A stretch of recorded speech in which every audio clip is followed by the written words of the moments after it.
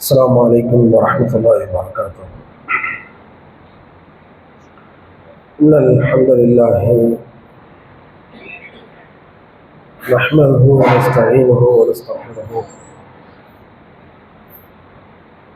ونعوذ بالله من شرور أنفسنا ومن سيئات أعمالنا. من يهده الله فلا مضل له ومن يضلل فلا هادي له. وأشهد أن لا إله إلا الله وحده لا شريك له وأن محمدا عبده ورسوله أما بعد. فقد قال الله تعالى في القرآن الكريم والفرقان المجيد: يا أيها الذين آمنوا اتقوا الله حق تقاته ولا تموتن إلا وأنتم مسلمون. يا أيها الذين آمنوا اتقوا الله وقولوا قولا سديدا يصلح لكم أعمالكم ويغفر لكم ذنوبكم ومن يطع الله ورسوله فقد فاز فوزا عظيما. فقال النبي صلى الله عليه وسلم: إن أصدق الحديث كتاب الله وأحسن الحديث حديث محمد صلى الله عليه وسلم وشر الأمور محدثاتها وكل محدثة بدعة وكل بدعة ضلالة وكل ضلالة في النار. எல்லா புகழும் புகழ்ச்சியும் எல்லாம் உள்ள அல்லாஹ் ஒருவனுக்கு உரித்தாகட்டும். அவனது சாந்தியும் சமாதானமும் உயிரிலும் மேலான நபிகள் நாயகம் ஸல்லல்லாஹு அலைஹி வஸல்லம் அவர்கள் மீதும், அன்னாரின் நல்லற தோழர்கள் தோழியர்கள் மீதும், இங்கே ஒன்றுகள் இருக்கின்ற நம் அனைவர் மீதும் என்று நின்று நிலவட்டுமாக. அல்லாஹ்வுடைய மகத்தான அருளால் இந்த ஜும்மா உரையில் இன்ன தீன யுஸ்ருன், இஸ்லாம் என்ற மார்க்கம் எளிமையானது என்ற தலைப்பில் பேச இருக்கிறோம். இஸ்லாம் என்கின்ற இந்த மார்க்கம் மனித குலத்துக்கு வழிகாட்டுவதற்காக இறைவனால் தேர்வு செய்யப்பட்ட மார்க்கமாகும். அது அல்லாஹ் திருமறை குர்ஆன்ல சொல்லித் தருவான். இன்ன தீன இந்தல்லாஹில் இஸ்லாம், அல்லாஹ்விடத்தில் மார்க்கம் என்பது இஸ்லாம் ஆகும். وَمَن يَبْتَغِي غَيْرَ الْإِسْلَامِ دِينًا فَلَن يُقْبَلَ مِنْهُ. யார் இஸ்லாம் அல்லாத ஒரு மார்க்கத்தை பின்பற்றுவாரோ அவரிடமிருந்து அது ஏற்கப்படாது, அவர் மறுமை நாளில் நஷ்டமடைந்தவர் ஆவார் என்று அல்லாஹ் திருமறை குர்ஆன்ல சொல்லிட்டார். இந்த தீனுல் இஸ்லாம் என்கிற இந்த மார்க்கம் இறைவனுக்கு சொந்தமானது. அலா லில்லாஹி தீனுல் ஹாலிஸ், அறிந்து கொள்ளுங்கள், இந்த மார்க்கம் அல்லாஹ்வுக்கு முழுமையாக சொந்தமானதாகும். இது அல்லாஹ்வுக்கு சொந்தமான மார்க்கம். அல்லாஹ்வுக்கு சொந்தமான மார்க்கமாக இருந்தாலும் மனிதர்களுக்கு வழிகாட்டுவதற்குத்தான் அல்லாஹ் இந்த மார்க்கத்தை தேர்வு செய்கிறான். அப்படி அனுப்பப்பட்ட முதல் தூதர் ஆதம் அலைஹிஸ்ஸலாம், பிறகு நூஹ் அலைஹிஸ்ஸலாம், இத்ரீஸ், ஏகப்பட்ட எத்தனையோ நபிமார்களை அல்லாஹ் அனுப்பிவிட்டார்னா ஒரே மார்க்கம் தான் தீனுல் இஸ்லாத்தை பரப்புறதுக்கு. நமக்கு முந்தைய சமூகங்களுக்கு சொல்லப்பட்ட சட்டங்கள் மிக கடுமையானவையாக இருந்துச்சு.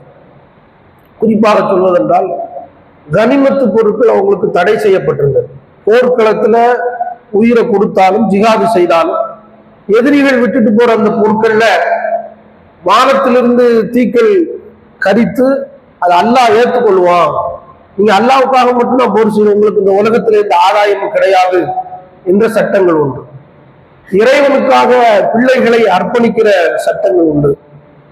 ஆனால் கடைசி மார்க்கமாக இந்த இஸ்லாம் இருக்கிறதுனால முகமது நபிக்கு பிறகு ஒரு நபி வரமாட்டார் என்கிற கோட்பாட்டை அல்லாஹ் உறுதிப்படுத்தியதினால் முழு மனித குலமும், எல்லா மொழி பேசக்கூடியவர்களும் ஏற்கும் விதத்தில் எளியவரும் பாமரனும் படித்தவனும் பண்டிதனும் வலிமையானவனும் ஆக்கிரமிப்பாளர்களும் இதை பின்பற்றுகிற வகையில் அமைக்க வேண்டும் என்பதற்காக அல்லாஹ் என்ன செய்யறான்னா எளிமையாக்குறான்.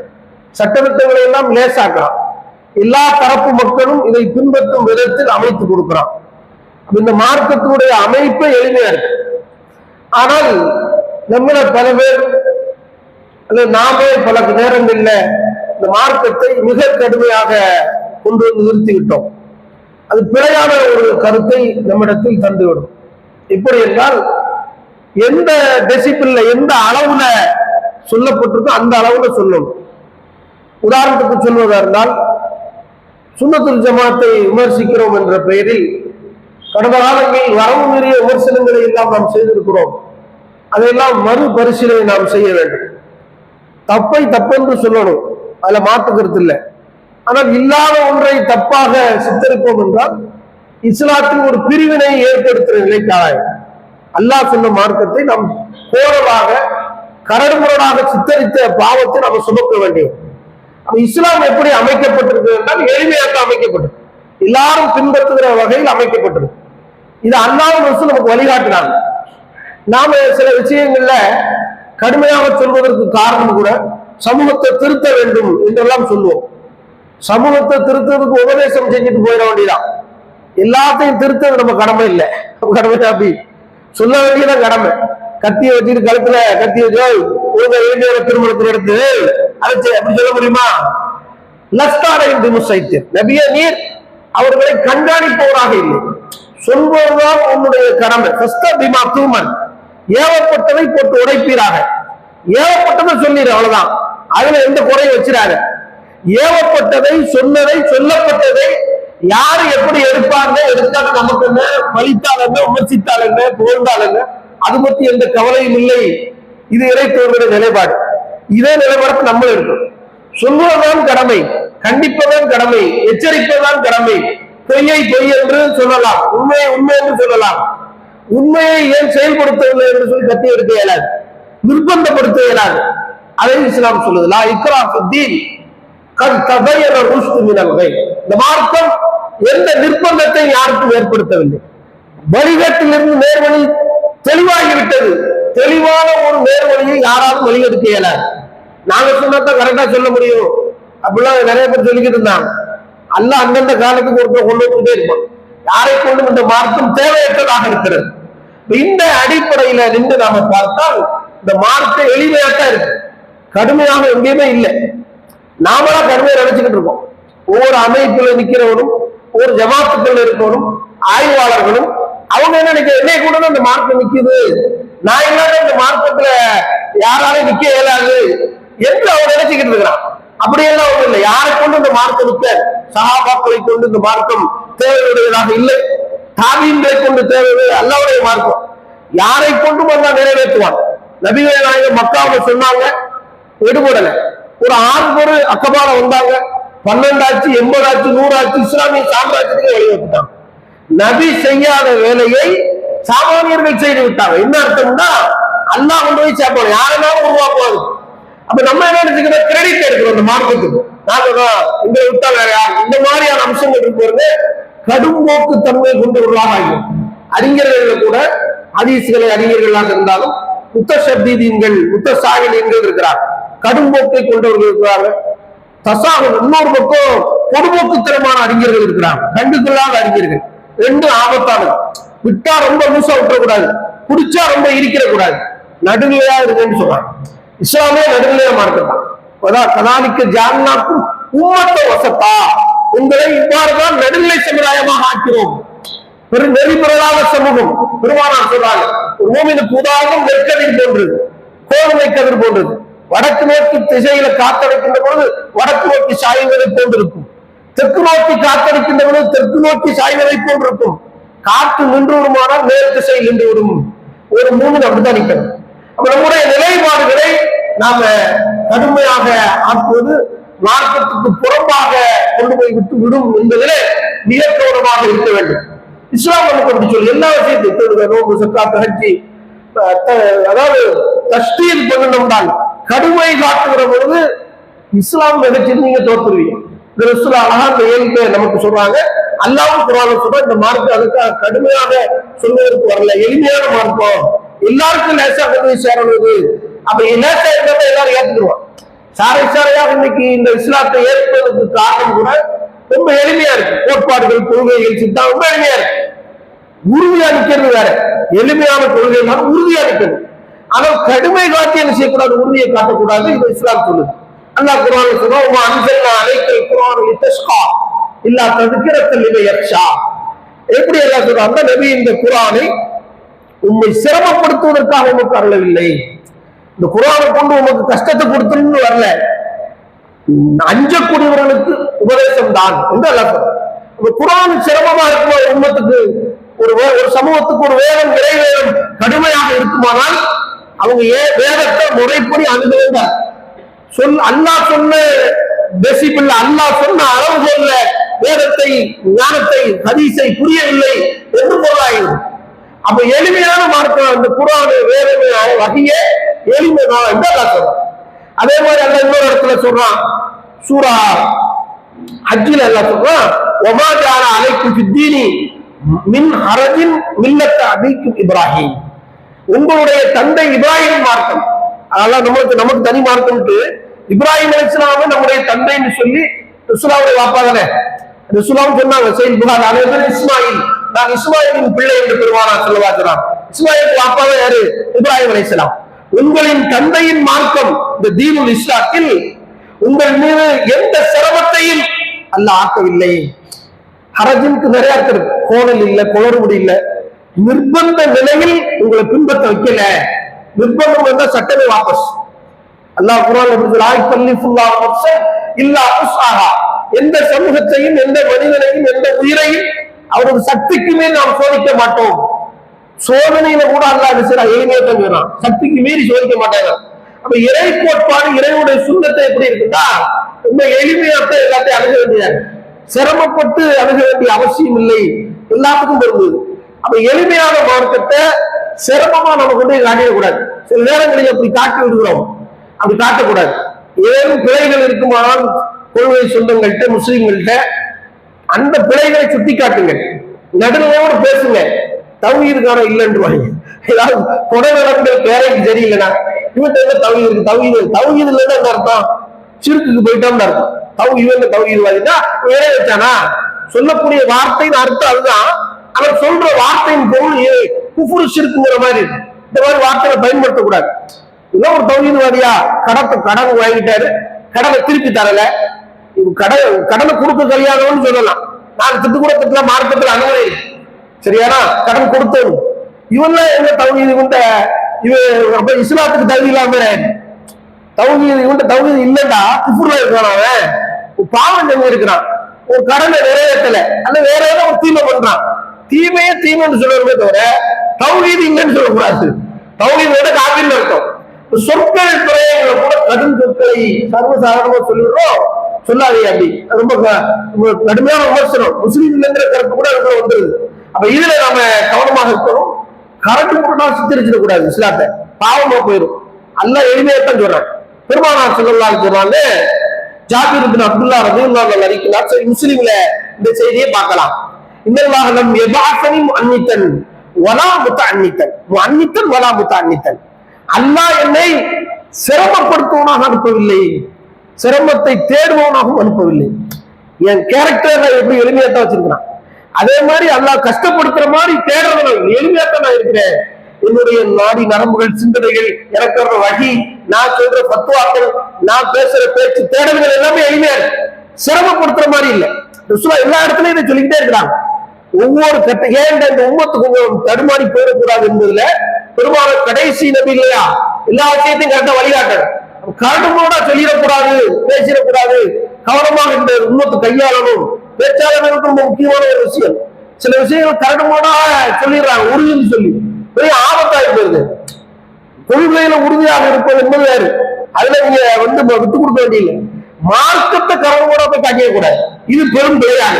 வலாக்கின் பெருமானார் சொல்றாங்க, அல்லாஹ் என்னை எளிமையாக விளக்கக்கூடிய ஆசிரியராக அனுப்பியிருக்கின்றான். கஷ்டப்படுத்துவனாகவோ கஷ்டத்தை சொல்லுவனாகவோ கஷ்டத்தை தேடுவனாகவோ அல்லாஹ் அனுப்பவில்லை, எளிமையாக விளக்கம் சொல்லக்கூடியவராக. ரொம்ப எளிமையா பேசுவாங்க. சொல்லலாம் ஒரு சொல்லை 3 தடவை சொல்லுவாங்க. புகார் ஒரு அறிவிப்பு, எதை சொன்னாலும் 3 தடவை சொல்லுவாங்க, சுருக்கமா பேசுவாங்க. ஜவாபுல் கலீம், நிறைந்த பொருள் கொண்ட குறுகிய வார்த்தையை சொல்லக்கூடிய ஆற்றல் பெருமானாருக்கு வழங்கப்படும். எழுத பிடிக்கிறதுக்காக நபிக்கு இவ்வளவு அறிவு எல்லாம் கொடுத்துருக்கான். அவங்க நபிங்கிறதுக்கு ஒரு சான்று. இதெல்லாம் இதெல்லாம் எதை காட்டுவது என்றால், பெருமானார் ஸல்லல்லாஹு அலைஹி வஸல்லம் எளிமையை தான் ஃபாலோ பண்றாங்க. ஒரு சட்டம் வருது, ரசூலா ஈலா போய் இருக்கிறாங்க, மனைவியோடு பெரிய விமர்சனம் பண்றாங்க, அவங்க தர்ணா மாதிரி பண்றாங்க, நிறைய மாதாந்திர ஊதியத்தை கூட்டி கேட்கிறாங்க, மாத சம்பளத்தை. ரசூலாட்ட பொருளாதாரம் எல்லாத்தையும் இழந்துட்டாங்க, அல்லாஹ்வுக்காக அத்தனை கொடுத்து சில ஆடுகளை வைத்துக் கொண்டு வாழ்க்கை நடத்துறாங்க. அல்லாஹ் பரக்கத்து செஞ்சான். ஒரு வேளை உணவை கூட பெருமானார் ரசூலா அல்லாஹ்ட்ட கேட்பாங்க, அடுத்த வேளை உணவை பரக்கத்து செய்து காலையில சாப்பிட்டாலும் நைட் சாப்பாடு அல்லாஹ்ட்ட கேட்பாங்க, அதுல பரக்கத்து செய்து கேட்பாங்க. அப்படி எல்லாம் துஆக்களை ரசூலா நம்ம அப்படிலாம் கேட்கல, நமக்கு நிரம்ப அல்லாஹ் கொடுத்திருக்கான் அருள. இப்படி ஒரு இறை தூதர்ட்ட சம்பளத்தை கூட்டி கேட்கிறாங்க. அப்ப அவங்க மனைவிமார்கள்ட்ட ரசூலா தலாக்கு விடல, குராவும் வாங்கல, ஈலான்னு சொல்லி மனைவிமார்கிட்ட பேசாம பரல்ல போய் மாடியில உட்கார்ந்துருந்தாங்க. ஒரு மாத காலம் ஆயிடுச்சு. 29 நாட்கு பிறகு ரசூலா கீழே இறங்கி வர்றாங்க. அல்லாஹ் வசனத்தை அருள்றான், அவங்க உலக வாழ்க்கையை நேசித்தால் அவங்களை தலாக் விட்டுருங்க நபியே, அழகிய முறையில் விவாகரத்து செய்து விடுகிறாக என்று 2 வசனங்கள் அருளப்படுது. முதல்ல ஆயிஷா ரலி வீட்டுல இருக்காங்க, கீழே இறங்கி வராங்க, 29 நாள்ல இறங்கிடுறாங்க. இப்ப ஆயிஷா ரலியல்லாஹு அன்ஹா கேட்கின்றார்கள், இன்னும் 1 மாசத்துக்கு 1 நாள் இருக்க யார சொல்லா, ஆயிஷா ஒரு நாள்.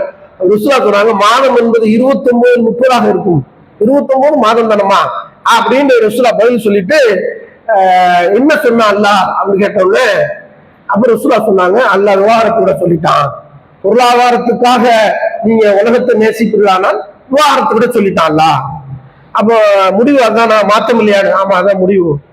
அப்போ அவங்க சொல்றாங்க, ஆயிஷா ரலியல்லாஹு அன்ஹா, அப்படின்னா நான் அல்லாஹ்வின் பாதையை தேர்வு செய்து கொள்கிறேன், எனக்கு பெருசா தேவையில்லை, என்ன உண்டு அதை கொடுங்க, நான் குடும்பத்தை நடத்துகிறேன் என்று ஆயிஷா ரலியல்லாஹு வாபஸ் வாங்குறாங்க நிலைப்பாட்டை.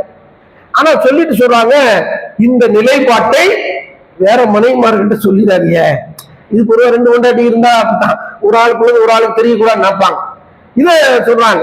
சும்மா ரசூலா சொல்றாங்க, உண்மைதான், சரிதான், நானா சொல்ல மாட்டேன், ஆனா அவங்க என்னை வற்புறுத்தி ஆயிஷா அபூபக்கருடைய மகள் என்ன கருத்து சொன்னாங்கன்னு கேட்டா, நான் மறைக்கக்கூடியவனாக இல்லை அப்படின்னு ரசூலா சொல்றாங்க. கடும்போக்குடையவனாக நான் இருக்க மாட்டேன் ரசூலா சொல்றாங்க. கேரக்டர்ல ரசூலாவுடைய கேரக்டர் எப்படி இருக்குன்னா, ரொம்ப சாப்பிட்டு, நானா சொல்ல மாட்டேன், அவங்க கேட்டாங்கன்னா கேட்பாங்க. அபூபக்கர் மகள் கண்டிப்பா ஆயிஷாவுடைய கருத்து இந்த உலகத்துக்கு தேவை தானே, அந்த சமூகத்துக்கு தேவை, அப்ப என்ன செய்வாங்க கேட்பா, கேட்டா நான் மறைக்கக்கூடிய கடுமையான நடக்கணும், எண்மையா நடக்கத்தான் அல்ல எனக்கு வழியை சொல்லி இருக்கிறான், அதே மாதிரி நேர் வழி காட்டக்கூடியவனாக நான் இருக்கிறேன், பொய் சொல்ல முடியாது என்று பெருமானார் ஸல்லல்லாஹு அலைஹி வஸல்லம் அழகாக்குறாங்க. பாருங்க, ஒரு சின்ன விஷயத்தை கூட ரசூலுல்லாஹ் எளிமையா டீல் பண்றாங்க. கேரக்டர்லயே வரணும் எளிமைங்கிறது. திருமணத்துல மட்டும் திருமணத்தை எளிமையா நடத்துங்கள், மண்டப திருமணம் வேண்டாம், அதெல்லாம் கூடுதான். ஆனால் என்னடா, நம்ம திருமணத்திலேயே சொல்லிக்கிட்டு இருக்கோமா, உங்க மைண்ட்ல அது இல்லை. ஃபர்ஸ்ட் உங்க மனசா, நீங்க மெட்டீரியல் போய் எளிமையை தேடிக்கிட்டு இருக்கீங்க, மெட்டீரியல் எளிமை 2வது, மெட்டீரியல் எளிமை 2வது தன்னலாம், புறத்தின் எளிமை 2வது, அகத்தின் எளிமையை நோக்கி நீங்கள் நகர்ந்தால் மட்டும்தான் புறத்தின் எளிமை உங்கள்ட்ட வெளிப்படும். நீங்க அகத்துல எப்படி நினைக்கிறேன் என்றால், இந்த மார்க்கம் ரொம்ப எளிமைக்கு அப்பாற்பட்டது, படோடமானது, புகழை எதிர்பார்க்கக்கூடிய மார்க்கம், எல்லாருக்கும் காட்ட அப்படின்னு நீங்க நினைச்சிட்டீங்க எல்லா விஷயத்தையும். அதனாலதான் இப்ப நம்ம என்ன செய்யறாங்க கேட்டா, எல்லாம் ஆரம்பிச்சாக்கணும், ஒரு கல்யாணத்து வீட்டுக்குள்ளே தடை விட்டுக்கிட்டு இருக்கேன், எங்க கேட்டாலும் 10 வார்த்தை கல்யாண வீட்டுக்குள்ளே ஆடம்பர குடும்பம், அது குடும்பம், மண்டப குடும்பம், இதுக்குள்ளே எத்தனை வர பதில் சொல்றது. நீங்க முதல்ல என்ன செய்யணும்னா அகத்தால சரியாகணும். இந்த மார்க்கம், கேரக்டர், பண்பு, ட்ரெஸ், ஆடை அணிகலன்கள், பேச்சு, கொடுக்கல் வாங்கல், உறவை பண்ணுவது, பெற்றோரை எல்லாமே எளிமை, எல்லா மனுஷனாலையும் பின்பற்றத்தக்க வழிகாட்டுதல் நீங்க நினைச்சிட்டீங்கன்னா தான் அதுவும் உங்களுக்கு தனியா ஒரு கேரக்டரா சொல்ல தேவையில்ல, கல்யாண வீட்டுல போய் தலையிட தேவையில்லை, எல்லாமே எளிமையா அவங்க வசதிக்கு தேர்ந்து நடத்திக்க வேண்டியதான்.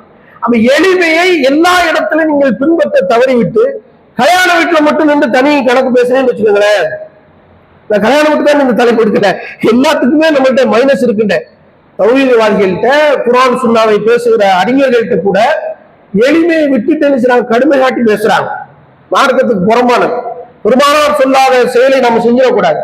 அல்லாஹ்வுடைய தூதர் அப்படி சொல்றாங்க, இன்ன தீன யுஸ்ருன், இந்த மார்க்கம் எளிமையானது, எல்லாரும் பின்பற்றத்தக்க வகையில் அமைக்கப்பட்டிருக்கிறது. யுஸ்ருன், எளிமைக்கு நிறைய அர்த்தம். நீங்க டிக்ஷனரி பரப்பினீங்கன்னா எளிமை என்ற தமிழ் சொல்லுக்கும் யுஸ்ருன் என்ற அரபி சொல்லுக்கும் நீங்க டிக்ஷனரி நிறைய வார்த்தைகள் கிடைக்கும். மிகச்சரியாக புரிதல். எளிமை, எளிமை, நேர்மை என்பது எளிமை, நீதி எளிமை.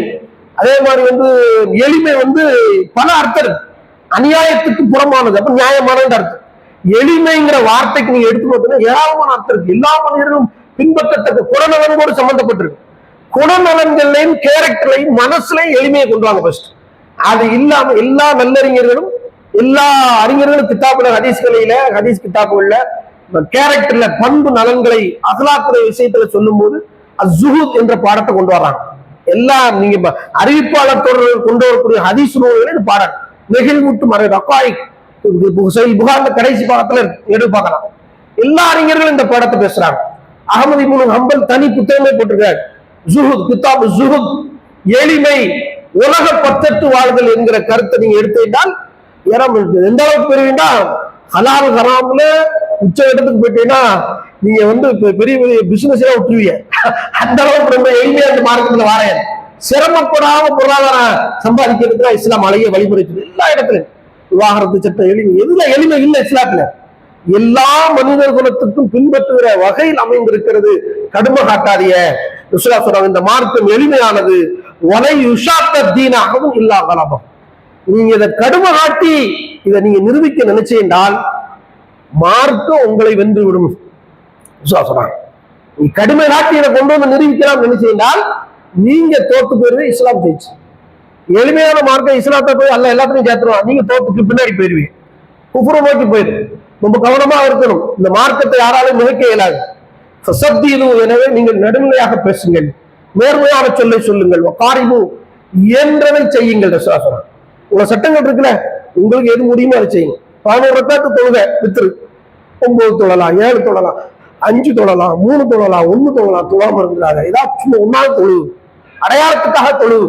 அது ஒருவனை நினைவுபடுத்தும். கடைசி தொழிலை அமைத்துக் கொண்டு பெருமானா சொல்றாங்க. ஏன் சொன்னாங்க அப்படி சட்டம்? எளிமை, எல்லாரும் பின்பற்றணும். எல்லாருக்கும் 11 முடியுமா? எல்லா காலத்திலையும் முடியுமா? முடியாது. இதை ரசூல் அழகா சொல்லி தராங்க. என்றதை செய்யுங்கள். அபிஷிரு, நற்செய்தி சொல்லுங்கள். கடும் சொல்ல சொன்னாங்க. அபிஷிருனா நற்செய்தி சொல்லுங்க.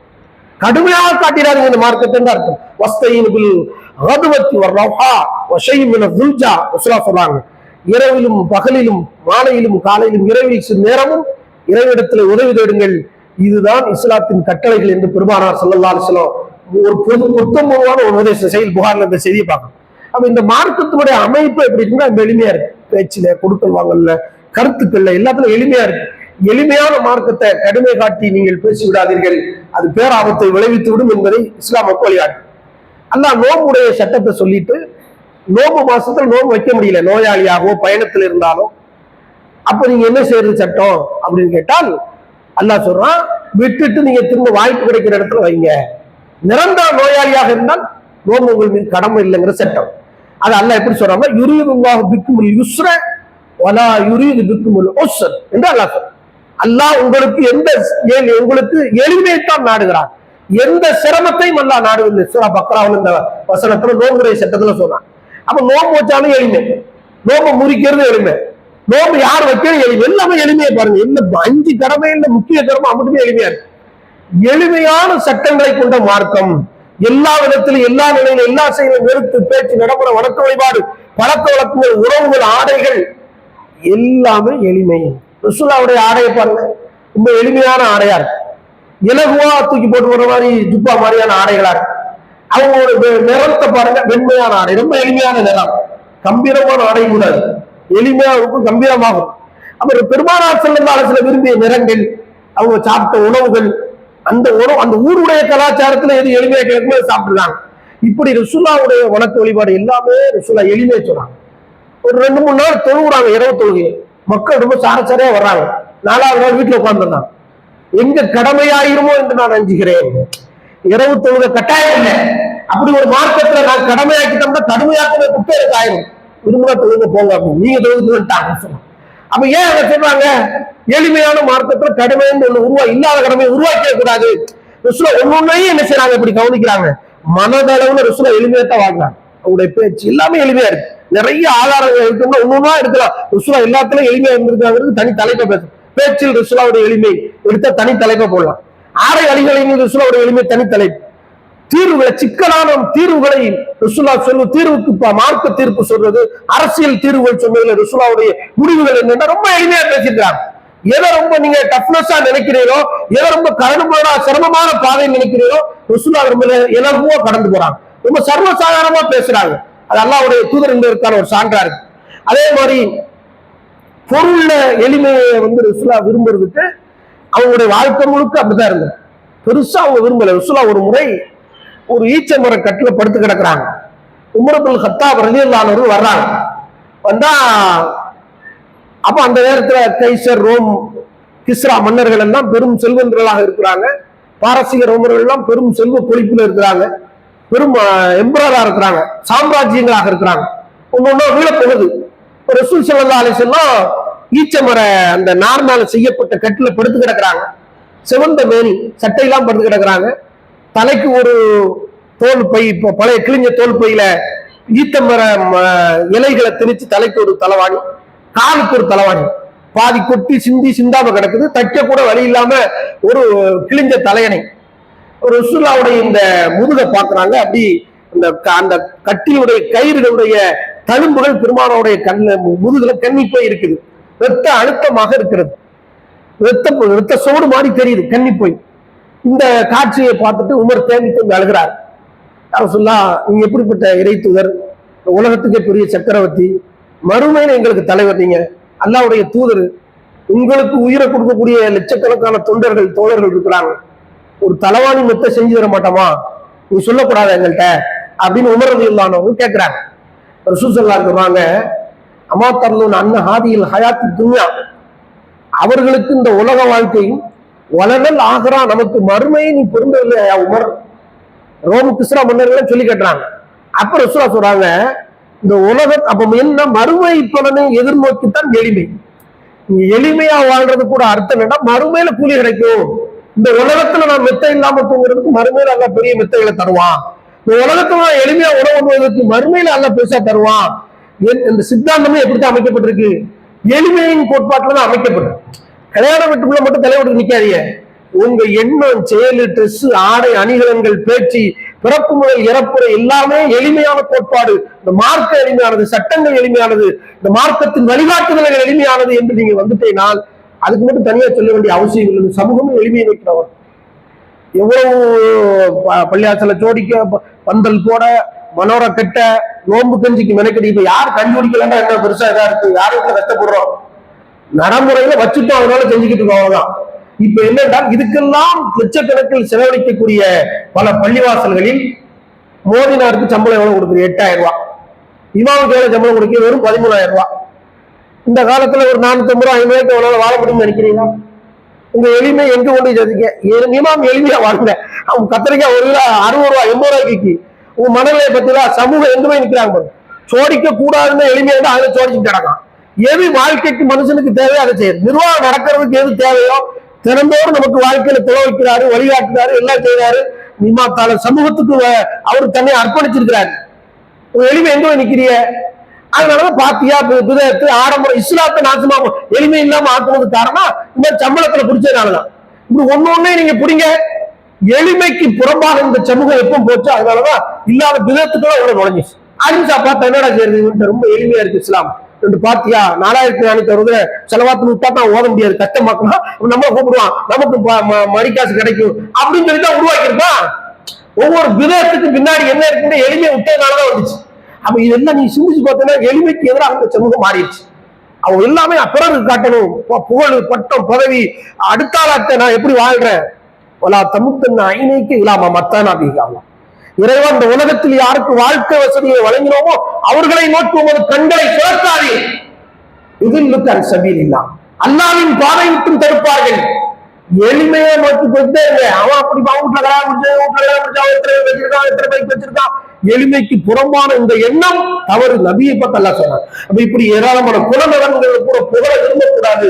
ஏன் பாராட்டு இஸ்லாத்துல உண்டு, புகழ விரும்பக்கூடாது. அளவுக்கு மீறி போகும்போது மனுஷன் சங்கடப்படுவான், மனவலி ஏற்படும். இன்னைக்கு இருக்கிற தொகுதி பங்கீடு அது இது, ஒருத்தனுக்கு கொடுக்கல, எனக்கு சீட்டு தரல, உனக்கு சீட்டு தெரியல, எளிமைக்கு புறமா போயிட்டாங்க. ஏன்னா விளைவுகள் எழுதிக்கிட்டு இருக்கீங்களா இல்லையா, முஸ்லீம்ங்கிற இனவாதம் அது இது நிறைய இருக்கு, நன்மை இருக்கு, தீமை இருக்கு. எளிமைக்கு புறமாக வந்துட்டாங்க. விரோதியா இருக்கணுங்கிற அவன் முடிவெடுத்து வச்சிருக்கிறான். அப்ப இது எல்லாமே இப்படி அரசியல்ல கூட குழப்பம் வருது பாருங்க. இது எல்லாத்துக்கும் இது பொருந்தும். திருமணமாக இருந்தாலும் எல்லாரும் இஸ்லாமிய சட்டமே அப்படித்தான் இருக்கு. பெருமானார் ஸல்லல்லாஹு அலைஹி சொல்றாங்க, தஊனி மா தரத்துக்கும், உங்களை எதோட நான் விட்டனோ அதோட என்னைய விட்டுருங்க.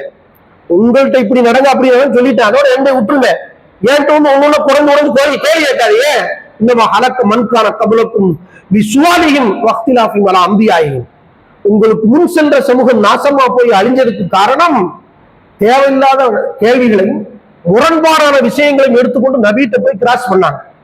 ஒரு அம்மா வந்து ரசூலுல்லாஹ்ட்ட கேட்கிறாங்க, ஒரு ஆள் வந்து கேட்கிறாரு, ஹஜ் செய்யறது கடமை. ஆமா. அப்ப குள்ள அமைஞ்சு யாரும் சொல்லலாம், ஒவ்வொரு வருஷமும் ஹஜ் செய்யணுமா? சொல்ல அமைதியா இருக்காங்க. திரும்பவும் பேர் கேட்கறது, ரிசார்ட்டுக்கு போறே இல்லையா ரசூலுல்லாஹ்? ஆமான்னு சொன்னா அந்த உம்மத்துக்கு சிரமமா இருக்கா இல்லையா? ஒவ்வொரு வருஷம் ஹஜ் செய்யணும்னு சொன்னா என்ன உண்டு? தேவையில்லாத கேள்வி தானே இது. ரசூலுல்லாஹ் சொல்றாங்க, தேவையில்லாத கேள்வி கேட்டு நாசமா போனாங்க. அந்த செய்தியில சொல்றாங்க, கருத்துவரான விஷயங்களையும் தேவையற்ற கேள்விகளையும் கொண்டு முந்தைய நபிமார்கள் நீங்க டார்ச்சர் பண்ணீங்க, நாசமா போயிட்டாங்க, அழிஞ்சு நாசமா போயிட்டாங்க. உங்களை எதை விட்டும் தடுத்தால் முழுமையாக தவிர்த்து கொள்ள முயற்சி செய்யுங்கள். இதா அமர்த்துக்கும் அம்ரின் ஏதேனும் செய்ய சொன்னால், உங்களை நேர்மறையான ஒரு செய்தியை சொன்னால் முடிந்த அளவுக்கு நீங்கள் செயல்படுங்க. முடிந்த அளவுக்கு தான் மஸ்தத்தாத்தும். இந்த செய்தியை எடுத்துக்கொண்டு பல அறிஞர்கள் சில அறிஞர்கள் அத்தனை சொல்றாங்க, லட்சக்கணக்கான சட்டங்களுக்கு தீர்வு இந்த ஹதீஸ்ல. எதெல்லாம் அல்லாஹ் செய்ய சொல்றானோ அல்லாஹ்வுக்கு என்ன சட்டம்டா, உங்களால் முடிஞ்சதை செய்யுங்கள். எந்த நேர்மறையான கட்டளைக்கும் என்ன சட்டம்டா, முடிஞ்சதை செய்யுங்க. அவங்களுக்கு அது அர்த்தம். ஒருத்தனுடைய ஈமான் இன்னொருத்த திணிக்காத என்று சொல்லு. தொழுகையில ஒழுவுடைய சட்டம், டைமுடைய சட்டம், சக்தி இருந்தா தான் நோன்பு வைக்க முடியும். ஹஜ்ஜில உடலும் பொருளும் இருந்தா தான். ஹஜ்ஜல் பைத்த மனிஸ்ததா இலை சபீல், யாருக்கு அல்லாஹ்வின் பாதையில் உடலும் ஆரோக்கியமும் பொருளும் இருக்கோ அவன் தான் ஹஜ் செய்ய முடியும். ஹஜ் செய்வது எல்லாரும் கடமை கிடையாது. இப்படி எல்லா பெருங்கடமைகளை கூட அல்லாஹ் யாருக்கும் பிரிச்சு வச்சிருக்கான். அப்படிங்க போகும்போது இந்த அடிப்படையை நம்ம புரிந்து கொள்ள வேண்டும். இந்த மார்க்கத்தின் 5 கடமைகள் கூட 2 ஜக்காத்தை ஹஜ்ஜையும் எக்ஸெப்ட் பண்றாங்க, விதிவிலக்கு கொடுக்குறாங்க. ஷஹாதா, கலிமா ஷஹாதா, தௌஹீத், தொழுகை, நோன்பு மட்டும்தான் இந்த உம்மத்துக்கு மிக முக்கிய கடமை. தவிர எளிமையாக மார்க் 5லே 2 வித்தால் பண்றது, விட சொன்னது அது கூட போதும் என்று சொல்ல கருத்து சொன்னது காரணம் எல்லாரும் பின்பற்றணும். அப்ப அவ்வளவு எளிமையான இந்த மார்க்கத்தை நாம் என்ன செய்யக்கூடாது, கடுமை காட்டக்கூடாது. எல்லா விஷயத்திலையும் எளிமைதான் இஸ்லாம் என்பதை புரிந்து கொண்டு அல்லாஹ்வின் மார்க்கத்தை எளிமையாக நம்ம காட்டணும், கடுமையாக காட்டிடக்கூடாது. பேச்சுல, சொல்லுல, வழக்குல, பிரார்த்தனைகள்ல, நம்முடைய அன்றாட எல்லா பணிகள்லையும் எளிமையாக நடப்போம்.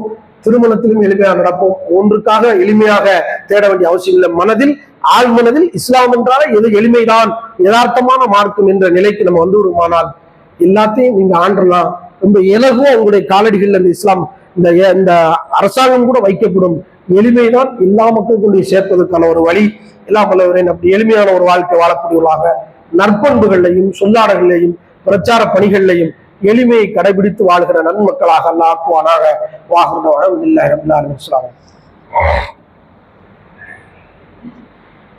எல்லா புகழும் எல்லாம் அல்ல அல்லாஹ் அவர்களை குறித்தாகட்டும்.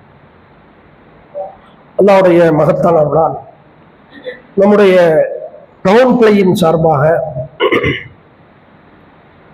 மக்தப் மதரசாக்கள் ரையான் பகுதியிலேயும் நம்ம மர்கஸிலேயும் வச்சு நடைபெறுகிறது. ஆண்களுக்கு ஆண்கள் உஸ்தாதை கொண்டும் பெண்களுக்கு பெண்கள் உஸ்தாதை கொண்டும் பாடம் நடத்துகிறோம். இதுல உங்களுடைய பிள்ளைகள் என்ன செய்யுங்க, ஒரு வருஷம் முடிஞ்சு ஆண்டு விழா நிறைவு பெற்று நிறைவு நிகழ்ச்சி இந்த வருஷம் புதிய துவக்கத்தில் இருக்கிறோம். புதிதாக சேர்க்கக்கூடிய விரும்பக்கூடிய பெற்றோர்கள் உடைய பிள்ளைகளை, மாணவ செல்வங்களை நம்முடைய இந்த கல்வி நிறுவனத்தில் வரச் செய்து கல்வியை கற்றுக் கொடுக்குமாறு அன்போடு கேட்டுக்கொள்கிறோம். அதே போன்று இந்த ஆண்டிற்கான ஒரு வருட ஆலிமா கல்வி திட்டத்தில் 3 ஆண்டு காலம் பயிற்றுவிக்கப்படுகிறது.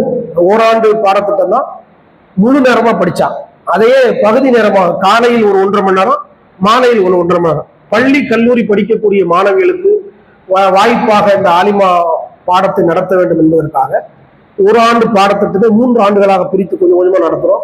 பள்ளிக்கூட கல்லூரி படிப்பும் பாதிக்கக்கூடாது. அதே நேரத்தில் இஸ்லாமிய சட்ட திட்டங்களும் பாடங்களும் அவங்களுக்கு புரிய வைக்கப்பட வேண்டும் என்பதை அடிப்படையாக கொண்டு 3 ஆண்டு பாடத்தை என்ன செய்யறோம் நடத்துறோம். ஓராண்டு கல்வி திட்டத்துல இதை நீங்க பயன்படுத்திக் கொள்ளுங்க. நம்ம மாணவிகள் 2 ஆண்டு படிக்கிறாங்க. நவீனமயமாக்கப்பட்டிருக்கின்ற கல்வி. அதிலே உங்களுடைய மாணவிகளை, பெண்கள் மாணவிகளை சேர்த்து பயன்பெறுமாறு அன்போடு கேட்டுக்கொள்கிறோம். பள்ளி கல்லூரி காலங்களிலேயே என்ன செய்யலாம், அந்த படிப்பை, உலக படிப்பை தொடர்ந்து கொண்டு இந்த படிப்பை என்ன அது மாதிரி டிசைன் பண்ணியிருக்கோம். ரொம்ப சிரமமா இல்லாம, எளிமையா, நிறைய வீட்டு பாடம் கொடுக்காம வகுப்பறையிலே வச்சு படிக்கிற மாதிரி ஒரு டிசைன் என்ன செஞ்சிருக்கிறோம், பண்ணியிருக்கிறோம். அதனால உங்களுடைய பிள்ளைகளை இந்த ஆலிமா மதரசாவில் சேர்த்து பயன்பெறுமாறு அன்போடு கேட்டுக்கொள்கிறோம். அஸ்ஸலாமு அலைக்கும்.